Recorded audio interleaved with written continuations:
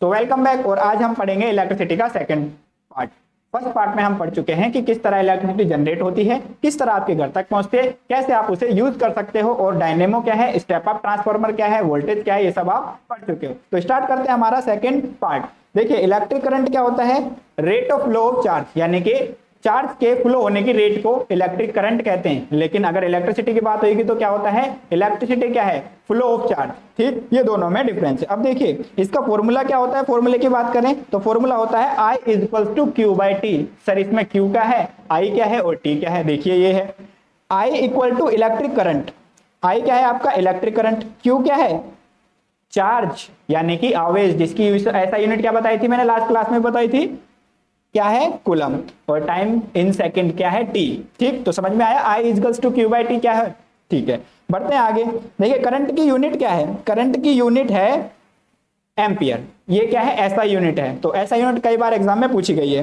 देखिए अगर पूछे आपसे 1 एम्पियर की डेफिनेशन, देखो कभी कभार क्या होता है ऑप्शन में दे देते हैं, मतलब क्वेश्चन में दे देते हैं कि बताइए जब 1 कूलम चार्ज फ्लो होगा 1 सेकंड में तो उस सर्किट में कितनी इलेक्ट्रिसिटी होगी। या फिर इसको डेफिनेशन के थ्रू पूछ सकते हैं कि 1 एम्पियर इज इक्वल्स टू, तो आप उन्हें क्या आंसर लगाना है, 1 coulomb charge flow in 1 second. जब 1 कूलम चार्ज, देखिए अगर ये Q है तो इसको मैं अगर 1 रख दूं तो 1 कूलम, और इस टाइम को 1 सेकंड रख दूं तो 1 सेकंड। ठीक है, यानी कि अगर मैं 1 एम्पियर की बात करूं तो क्या ये नहीं होगा, बिल्कुल होगा। I is to Q by T का मतलब यही है, अगर आप इसकी जगह 1 रख देते हो यानी कि कूलम पर सेकंड, यानी कि 1 कूलम चार्ज जब 1 सेकंड में फ्लो हो जाएगा तो हम कह सकते हैं कि उस सर्किट में इलेक्ट्रिसिटी कितनी फ्लो हो रही है, 1 एम्पियर। ठीक, अब देखिए 2 एम्पियर की क्या होगी, सेम एज दैट 2 एम्पियर की हो जाएगी। अब देखिए जब सब में वैल्यू रख दो। अब देखिए टाइप ऑफ करंट कितने होते हैं। देखिए आपने ये सुना होगा कि सर एसी और डीसी, 2 करंट सुने हमने। अभी क्या मसला है एसी और डीसी का, ये भी देख लेते हैं। ठीक, ज्यादा इतना घुसने की जरूरत नहीं है, जो आपके एग्जाम के पॉइंट ऑफ व्यू से इंपॉर्टेंट है वही मैंने टॉपिक लिए हैं और वही मैंने यहाँ पर क्या कर रहा हूँ, उन्हीं को डिस्कस कर रहा हूँ। ठीक, क्योंकि अगर आप देखा जाए तो आपको फिर मैं इलेक्ट्रिक करंट के बारे में बताऊंगा तो उसमें बताऊंगा कि कैसे इलेक्ट्रॉन घूमते हैं, कैसे मेटल होती है, तो इतना नहीं। ठीक है, जितना आपके रिलेवेंट है एग्जाम से उतना पढ़ो। ठीक, अब देखिए एसी और डीसी। एसी का मतलब क्या होता है, एसी का मतलब होता है अल्टरनेटिंग करंट, एसी का मतलब होता है अल्टरनेटिंग करंट। डीसी का फुल फॉर्म क्या होती है, डायरेक्ट करंट। अब देखिए ये तो उनकी फुल फॉर्म्स थी, लेकिन अगर जनरली अंतर पूछूं मैं, डिफरेंस बताऊं तो क्या बताओगे। देखो ये जो एसी होता है अपने डायरेक्शन को चेंज करता रहता है। देखिए क्या आपको ये दिख रहा है कि अगर इसे प्लस मान लूं क्या होता है, इसे माइनस मानो, इसे प्लस, इसे माइनस। ठीक, तो क्या ये डायरेक्शन चेंज नहीं हो रही, देखो हाफ साइकिल हुई फिर डायरेक्शन चेंज होके माइनस हो गई, फिर हाफ साइकिल हुई फिर डायरेक्शन चेंज होके फिर माइनस से प्लस हो गई, अब माइनस से प्लस फिर प्लस से माइनस। तो ये ऐसे ही चलती रहती है, यानी कि ये अपने डायरेक्शन को कभी कांस्टेंट नहीं रखती। वही है एसी। दूसरा डीसी, देखिए डीसी, डीसी में क्या आपको दिख रहा है, डीसी में क्या दिख रहा है आपको कि सर ये तो बिल्कुल डायरेक्ट चल रही है, ना इसमें एसी ऊपर जा रही है ना नीचे जा रही है, यानी कि डायरेक्ट चल रही है, तो डायरेक्ट करंट हो गया भाई, सीधा सा मतलब है। ठीक, अब एक इंपॉर्टेंट चीज इसमें ये देखिए कि ये क्या है, आखिर एसी और डीसी को हमने बनाया ही क्यों अलग अलग।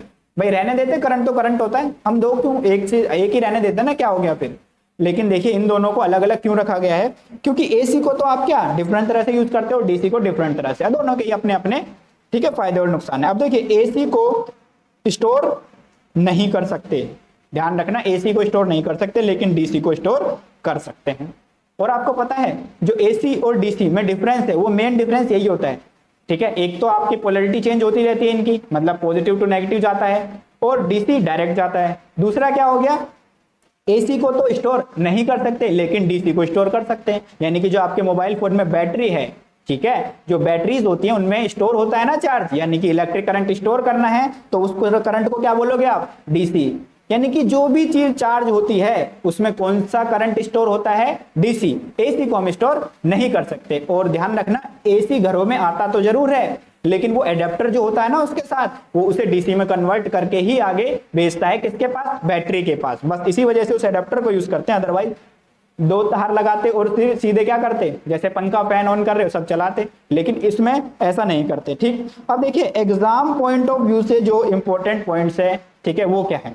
देखिए पहला क्या है कि विद्युत किसने खोजी, यानी कि इलेक्ट्रिसिटी को किसने डिस्कवर किया। आपको पता है ना बेंजामिन फ्रैंकलिन जो थे उन्होंने ही डिस्कवर किया था। कैसे डिस्कवर किया था कि वो काइट एक्सपेरिमेंट से, वो पतंग उड़ा रहे थे, ठीक, उन्होंने अपने चाबी मांजे में लगा रखी थी और जैसे वो पतंग उड़ा रहे थे तो उन्होंने क्या देखा कि जैसे बिजली गिरी, पतंग उड़ाने के टाइम पे बिजली गिरी और उनको एक शॉक लगा चाबी से, तो उन्हें पता चल गया कि भाई ये क्या है, करंट है, ये करंट की तरह ही काम कर रहा है, क्योंकि भाई वो जो थंडर होती है वो भी तो करंट का ही काम करती है। तो हुआ क्या, इन्होंने इस तरह से काइट एक्सपेरिमेंट से क्या निकाल दी, बिजली को डिस्कवर कर दिया। तो आपसे क्वेश्चन आएगा, बताइए किस एक्सपेरिमेंट से बिजली को डिस्कवर किया गया, तो काइट एक्सपेरिमेंट। पूछेंगे किसने डिस्कवर किया, तो बेंजामिन फ्रैंकलिन ने डिस्कवर किया था, किसको, विद्युत को, ठीक। अब देखिए discovery of electric current, current की, देखो मैंने यहां पे क्या बोला है, इलेक्ट्रिसिटी की डिस्कवरी। अगर इलेक्ट्रिसिटी की डिस्कवरी बोलेंगे तो बेंजामिन फ्रैंकलिन, लेकिन अगर करंट की डिस्कवरी बोलेंगे तो क्या होगा, अलेक्जेंड्रे वोल्टा, जिन्होंने बैटरी को भी डिस्कवर किया है। दूसरा देखिए फादर ऑफ इलेक्ट्रिसिटी कौन है, देखिए फादर ऑफ इलेक्ट्रिसिटी की बात करेंगे तो वो है माइकल फेराडे, ठीक है, माइकल फेराडे। तीनों अलग अलग पर्सन है, कहीं एक ही में मत घुमा देना तीनों को ही। दूसरा device which is use to detect current. अब देखिए ये बहुत बार पूछा गया है क्वेश्चन एग्जाम में कि डिटेक्ट करने वाली डिवाइस कौन सी है, लेकिन सबने क्या पढ़ रखा होता है, एमीटर, तो एमीटर पर टिक करके आते हैं। ध्यान रखना एमीटर तो सिर्फ मेजर करने का काम करता है, अगर आपको डिटेक्ट करना है तो किससे करोगे, गैल्वेनोमीटर से। देखो गैल्वेनोमीटर कैसी डिवाइस होती है, एक ऐसी डिवाइस होती है ना, यहाँ पे ऐसे होता है और यहाँ पे एक ऐसा लगा होता है, यहाँ पे कैलिब्रेटेड स्केल होते हैं, यहाँ पे डायरेक्शन के लिए एक पॉइंटर लगा होता है, ये गैल्वेनोमीटर होता है, ठीक। तो ये क्या काम करता है, ये डिटेक्ट करने का काम करता है कि इलेक्ट्रिसिटी है या नहीं है। तो सिंपली अगर आपसे पूछा जाए कि बताइए इलेक्ट्रिसिटी को डिटेक्ट करने का काम कौन करता है, तो उस डिवाइस का नाम क्या है भाई, सीधा सा उस डिवाइस का नाम है आपके गैल्वेनोमीटर। क्या नाम है उस डिवाइस का, गैल्वेनोमीटर, ठीक। अब दूसरा क्या है कि device which measures the current, जो करंट को मेजर करेगी वो एमीटर। यानी कि आपको इनमें दोनों में डिफरेंस याद रखना, हमेशा ध्यान रखना, अगर करंट को डिटेक्ट करने की बात आएगी तो गैल्वेनोमीटर, अगर करंट को मेजर करने की बात आएगी तो एमीटर। दूसरा आप पूछ सकते हैं भाई वोल्टेज को, फिर वोल्टेज को कौन मेजर करता है, तो वोल्टेज को मेजर करने का काम वोल्टेज मीटर यानी कि वोल्ट मीटर करता है, ठीक है। अब पूछें वोल्टेज भी, ठीक है, मेजर करता हो, करंट भी मेजर करता हो, मतलब दो चार चीजें मेजर करता हो, तो कौन सा मीटर होता है, वो मल्टीमीटर होता है भाई। आपने देखा होगा ना, जनरल इलेक्ट्रिशियन के पास होता है एक ऐसे, यहाँ पे स्विच सा लगा होता है और यहाँ पे पॉइंटर से होते हैं, तो वो क्या करता है, वो मल्टीमीटर होता है। मल्टीमीटर में आप सब कुछ उस डायरेक्शन में मतलब फाइंड कर सकते हो। दूसरा क्या है, अगला क्या है, देखिए यूनिट ऑफ इलेक्ट्रिकल कंडक्टेंस। देखिए इलेक्ट्रिकल कंडक्टेंस क्या होता है, पहले आपको मैं बताऊंगा रेजिस्टेंस क्या होता है, जब ये समझ में आएगा इलेक्ट्रिकल कंडक्टेंस क्या होता है, ठीक है। देखिए रेजिस्टेंस क्या होता है, रेजिस्टेंस होता है किसी भी इलेक्ट्रिसिटी के पाथ में जब ओपोजिशन ऑफर्ड होगा, ठीक है, यानी कि opposition offered into the path of the electricity is known as resistance. समझ गए, यानी कि जैसे देखिए आप किसी शादी में गए, आप नाचना चाहते हो लेकिन आपको नाचने नहीं दे रहा कोई, तो वो क्या है, रेजिस्टेंस है, वो आपके डांस करने के बीच में क्या है, रेजिस्टेंस है। सेम एज दैट करंट जब फ्लो होना चाहता है लेकिन ये होने नहीं देता, रेजिस्टेंस उसे ही कहते हैं रेजिस्टेंस, ठीक। ऑपोजिशन ऑफर्ड बाय द, ठीक है ना, करंट यानी कि चार्ज, ठीक। अब देखिए ऐसा ही मात्रक क्या है रेजिस्टेंस का, अगर भाई रेजिस्टेंस की बात करूं तो ऐसा ही मात्रक है इसका ओम। ऐसा ही मात्रक क्या होता है, ओम। अभी मैं समझाऊंगा ओम क्या होता है, ओम्स लॉ क्या होता है बाद में। अब इसका अगर मैं इलेक्ट्रिकल कंडक्टेंस की बात करूं तो क्या आप ये नहीं देख रहे, इसको अगर मैं ऐसे लिखूं उल्टा ओम को तो क्या बनता है, मो। यानी कि अगर पूछें the quantity which is reverse या फिर opposite to the resistance is known as electrical conductance. यानी कि इलेक्ट्रिकल कंडक्टेंस का मतलब तो क्या होता है, उसमें कंडक्टिविटी होगी, कंडक्शन होगा, लेकिन रेजिस्टेंस का मतलब क्या होता है, वो उसे रोकेगा। इसका मतलब ये उसे रोकेगा नहीं करंट को। दूसरा क्या है, देखिए अगला क्या है, अगला है आपका ऐसा यूनिट ऑफ हीट। देखिए एनर्जी के ऐसा यूनिट बताइए मुझे आप पहले, एनर्जी की ऐसा यूनिट क्या होती है, जूल, ठीक है, ठीक है, जूल। वैसे कैलोरी भी होती है और भी होती है, ठीक है ना, लेकिन आपको स्टैंडर्ड यूनिट क्या लेके चलते हो, जूल। सर जूल होती है ऐसा यूनिट किसकी, एनर्जी की। अब ध्यान रखना, क्या हीट एनर्जी नहीं है, क्या हीट एनर्जी नहीं है, बिल्कुल है। तो एनर्जी की ऐसा यूनिट जब जूल होती है तो भैया heat is a form of energy, और एनर्जी की फॉर्म है तो इसे हम क्या बोल देंगे, इसकी ऐसा यूनिट भी जूल है, ठीक। दूसरा क्या है, बेस्ट कंडक्टर ऑफ इलेक्ट्रिसिटी, ठीक है। देखिए इसमें थोड़ा सा डाउट रहता है स्टूडेंट्स को। देखो अगर बेस्ट कंडक्टर की बात करेगा तो आपके ऑप्शन में गोल्ड नहीं आया तो आपको सीधा सीधा टिक करना है सिल्वर, ठीक है। आपको नेट पे भी सिल्वर ही मिलेगा, ठीक है, आप गूगल पे सर्च करोगे सिल्वर ही मिलेगा, ठीक है। तो सिल्वर इलेक्ट्रिसिटी की बेस्ट कंडक्टर है, लेकिन कब तक? जब तक आपके ऑप्शन में गोल्ड ना हो, जब तक आपके ऑप्शन में गोल्ड ना हो तब तक ही मानना। अगर ऑप्शन में गोल्ड है तो ठीक है ना, आपको कहां जाना चाहिए? गोल्ड की तरफ जाना चाहिए। ठीक है, ठीक है। वैसे भी भाई सोना तो इंपॉर्टेंट है, ठीक है ना, गोल्ड तो इंपॉर्टेंट है, कुछ भी दिखे गोल्ड की तरफ ही भागोगे ना, एक तरफ सोना एक तरफ चांदी। चलो आगे बढ़ते हैं। ठीक है, अब देखिए बेस्ट कंडक्टर हो गया। अब करंट फ्लो किस वजह से होता है भाई? क्या कारण है कि करंट फ्लो हो रहा है? ठीक है, कारण क्या है? करंट फ्लो हो रहा है, मेटल में हो रहा है, नॉन मेटल में नहीं हो रहा है। तो ऐसा करंट का वो रीजन क्या है कि जैसे सोडियम है, सोडियम की कॉन्फ़िगरेशन क्या होती है? 281। भाई 11 नंबर पे आता है, ये केमिस्ट्री वाली वीडियो में बताया था ना, 11 नंबर पे सोडियम आता है तो उसकी कॉन्फ़िगरेशन ये हो गई। ठीक है, अब वैलेंसी की बात करूंगा तो मैंने बताया था ना, लास्ट सेल में क्या है? एक है। ठीक है, 7 ले ले या एक छोड़ दे, तो इस हिसाब से वैलेंसी 1 हो जाती है। अब देखिए अगर इसके लास्ट सेल में एक इलेक्ट्रॉन है तो यही इलेक्ट्रॉन तो करंट को, चार्ज को लेके भागेगा, और अगर अकेला है तो ऑब्वियस सी बात है आराम से भाग सकता है। अगर बताइए आप एथलीट हो, आपको मैं खुला रोड दे दूं तो तेज भागोगे या धीरे? तो आप तेज भाग पाओगे। या फिर किसी खुले रोड पे आपको छोड़ दिया जाए तो आप बाइक तेज चलाओगे या धीरे? तेज चलाओगे ना। बस इसी वजह से इलेक्ट्रिसिटी भी इनमें फ्लो होती है, क्योंकि इनको फ्री इलेक्ट्रॉन को घूमने की जगह मिल जाती है, इनको चार्ज को लेके सर्कुलेट करने की जगह मिल जाती है किसी भी मेटल में। ठीक, अब देखते हैं। देखो मैंने बताया कि सारी मेटल्स क्या होते हैं? इलेक्ट्रिक की कंडक्टर होती हैं। लेकिन एक बात बताइए, जब सारी मेटल्स इलेक्ट्रिक कंडक्टर होती हैं तो ग्रेफाइट तो नॉन मेटल है। ठीक, वो कैसे होती है इलेक्ट्रिसिटी कंडक्टर? देखिए सबसे पहले बात, ग्रेफाइट को जानते हैं है क्या आखिर ये बवाल?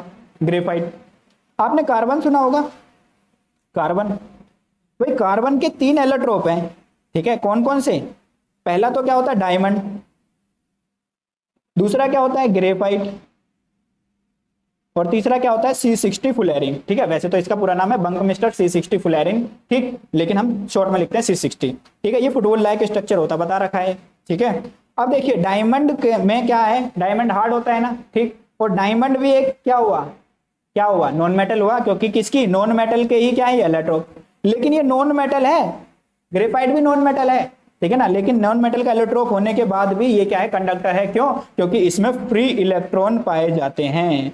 तो आपको अगर क्वेश्चन पूछे बताइए ग्रेफाइट क्यों है इलेक्ट्रिसिटी का कंडक्टर, तो आप शायद सीधे एक बात बोलोगे, सर इसमें फ्री इलेक्ट्रॉन मौजूद होते हैं, बस इसी वजह से। और जिसमें फ्री इलेक्ट्रॉन होंगे, चाहे वो मेटल हो चाहे वो नॉन मेटल हो, कंडक्टर कंडक्ट करेगी इलेक्ट्रिसिटी। ठीक, अब देखिए इन्वर्टर क्या होता है? ठीक है ना। दूसरी बात, सबसे पहले एक और थोड़ा पॉइंट देख लेते हैं, ये जो मैंने लिख रखा है यहाँ पर। देखिए एसी से डीसी में भी कन्वर्ट कर सकते हैं हम करंट को, डीसी से एसी में भी कन्वर्ट कर सकते हैं। भाई सीधा सा एग्जांपल क्या है? चार्जर लगाया तो एसी से डीसी में आ गया, ठीक है, इन्वर्टर लगाया तो डीसी से एसी में आ गया। यानी कि rectifier is a device which convert AC to DC, यानी कि एसी से डीसी में बदलने वाली डिवाइस पूछे तो रेक्टिफायर। अगर पूछे डीसी से एसी में कौन बदलेगा, तो आंसर क्या होगा आपका? तब आंसर होगा इन्वर्टर। क्या आंसर होगा तब? इन्वर्टर। अगला देखिए, soft iron core is used, soft iron is used in the transformer core because high permeability। अब आप सोचोगे सर ये आयरन कोर का क्यों ले लिया? देखिए कई बार क्वेश्चन पूछा गया है ग्रुप डी में कि बताइए सॉफ्ट आयरन कोर क्यों यूज होते हैं ट्रांसफार्मर में, तो आपको ध्यान क्या रखना है? उसकी हाई परमेबिलिटी होती है। अब परमेबिलिटी हाई होने से क्या होगा? इसमें जो लॉसेस होंगे, पावर लॉस होंगे, वो कम होंगे। और कौन से loss? Hysteresis loss, hysteresis loss इसमें कम होंगे। तो अगर ऑप्शन में हिस्टैरिसीस दिख जाए कौन से लॉस कम होते हैं, तो आपको क्या आंसर टिक करना है? हिस्टैरिसीस लॉस कम हो जाते हैं। ठीक, इस वजह से हम सॉफ्ट आयरन कोर को यूज करते हैं, सॉफ्ट आयरन को। अब देखिए दूसरा एक पॉइंट इंपॉर्टेंट ये वाला है कि टंगस्टन को क्यों यूज करते हैं फिलामेंट में, क्योंकि बहुत बार क्वेश्चन आया है, ठीक है, लेकिन कंफ्यूजन की वजह से। दूसरी बात, कभी कभार क्वेश्चन में देते हैं इसका सिंबल बताइए, भैया सिंबल इसका W है। क्वेश्चन में कभी कभार पूछ लेते हैं कि सिंबल बताइए, तो सिंबल क्या टिक करोगे आप? सिंबल इसका W है, और इसका मेल्टिंग पॉइंट कितना है? 3422 डिग्री सेंटीग्रेड। ठीक, ऑप्शन में अगर केल्विन में दे रखा हो तो उत्तर ये होगा। आपको पता है केल्विन से सेंटीग्रेड में कैसे जाते हैं? केल्विन से सेंटीग्रेड में जाने के लिए आपको माइनस करना पड़ता है 273, और सेंटीग्रेड से केल्विन में आने के लिए क्या करना पड़ता है? प्लस करना पड़ता है 273। ठीक है, तो और आपको पता है टेम्परेचर की ऐसा यूनिट केल्विन है, ना कि सेंटीग्रेड, डिग्री सेंटीग्रेड नहीं है, केल्विन है। ठीक, अब अगला वोल्टेज पे बारे में बात करते हैं। देखिए वोल्टेज है क्या? वोल्टेज को पहले बेसिक समझो क्या है। अगर बताइए आपको मैं 2 बकेट दे दूं, ठीक है, और कहूं कि ये पानी इसमें पहुंचाना है, तो क्या पहुंचा पाएंगे? बिल्कुल पहुंचा पाएंगे। आप बोलोगे सर इसको यहाँ रख दो, इसको नीचे रख दो, बिल्कुल पहुंचा देंगे। लेकिन अगर मैं बोल दूं नहीं, इसको यहाँ रखो, इसको दोनों को यहाँ रखो और इस बकेट से पानी इसमें पहुंचाओ, क्या करोगे? सुबह से बैठोगे, शाम तक बैठोगे, पता चला पानी की एक बूंद भी नहीं आई वहां पे। क्यों नहीं आई? क्योंकि देखिए यहां पर तो क्या है, इन दोनों के सरफेस में डिफरेंस है, लेकिन इन दोनों के सरफेस में डिफरेंस नहीं होने की वजह से फ्लो होगा ही नहीं। सेम एज दैट इलेक्ट्रिसिटी का भी ऐसे ही है। अगर आप दोनों वोल्टेज यानी कि दो तार क्यों लगाते हैं? ताकि पोटेंशियल डिफरेंस बना रहे। अगर पोटेंशियल डिफरेंस बना रहेगा, डिफरेंस बना रहने की वजह से ही कोई भी इलेक्ट्रिसिटी फ्लो करती है। भाई एक बात बताइए, डिफरेंस होने की वजह से ही तो पानी भी फ्लो करेगा, मतलब जो भी चीज फ्लो करती है डिफरेंस की वजह से। अगर मैं को एक बात बताइए, जब आप फर्श बनवाते हो तो उसमें स्लोप बनवाते हो, क्यों?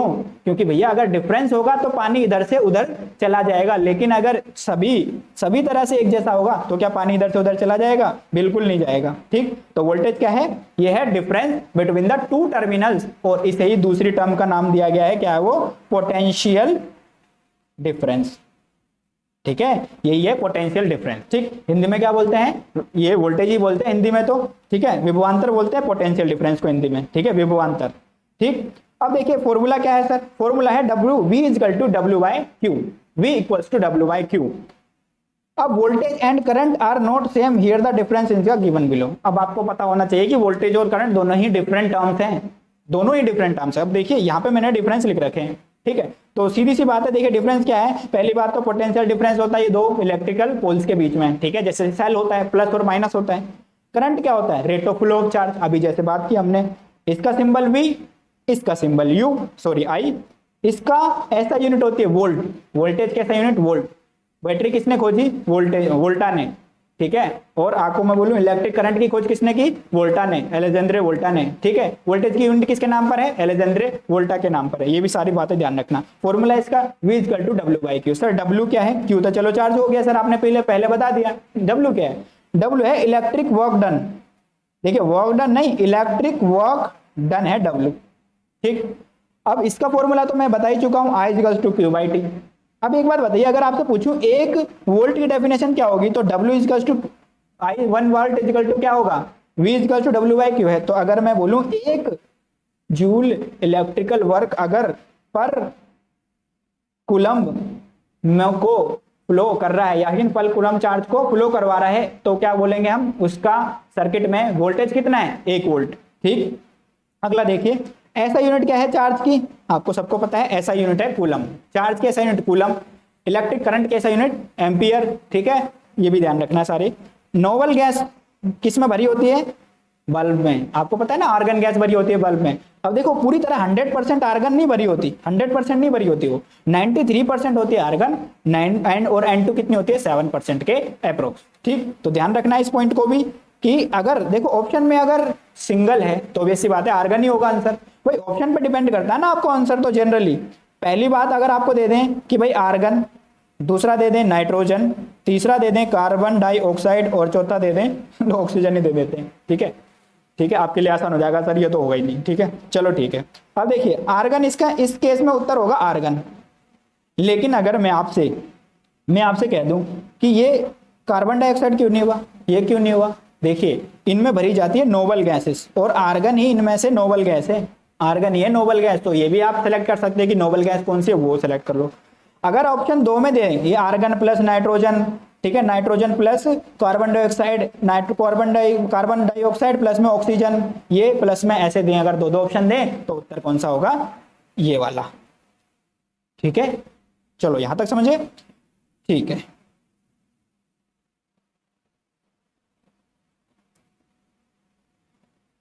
अब समझते हैं दूसरी टर्म। ठीक, देखिए अगला क्या है? वोल्टेज और किसमें डिफरेंस? वोल्टेज और करंट में डिफरेंस। मैंने बता दिया वोल्टेज और करंट में डिफरेंस। इसका डायमेंशनल फॉर्मूला क्या होता है? डायमेंशनल फॉर्मूला होता है ये, डायमेंशनल फॉर्मूला क्या होता है?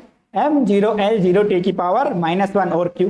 ठीक, पूछ लेते हैं डायमेंशनल फॉर्मूला भी। ठीक है, अगर मैं फॉर्मूला चार्ज का पूछूं तो आंसर क्या होगा?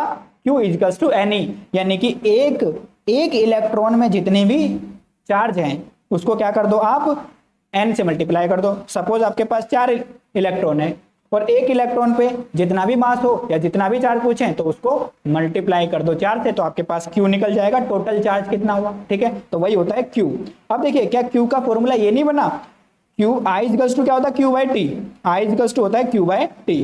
तो अगर मैं देखूं तो Q की जगह आप ये भी तो रख सकते हो NE, यानी कि I equals to NE upon T, ये भी तो हो सकता है। तो ध्यान रखना अगर पेपर में आपको ये ऑप्शन दे तो ये भी सही होगा, क्योंकि आपको सिर्फ Q बाई टी नहीं जो ढूंढना है, कहीं रट के चल जाओ Q बाई टी, Q की जगह ये भी दे सकता है, कहीं आप लगा दो नन ऑफ दी अबव। ठीक है, क्योंकि कई बच्चे करते हैं ऐसा। ठीक, मिलते हैं नेक्स्ट पार्ट में।